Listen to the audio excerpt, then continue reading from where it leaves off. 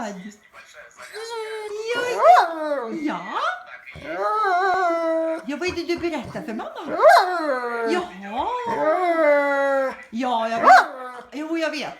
Husse sitter med en fin grillad kyckling på sin tallrik. Ja, jag vet.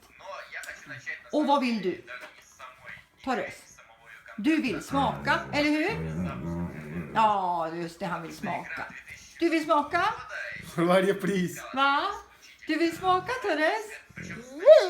Ja, det förstår jag. Nam är ju det. Så. Ja, och så kliar vi på magen lite grann. Jag är så glad! Så mysigt! Ja, så mysigt, Torres. Älskar du mamma? Ja? Hallå? Torres? Fina pojk? Så? Hej då, killar!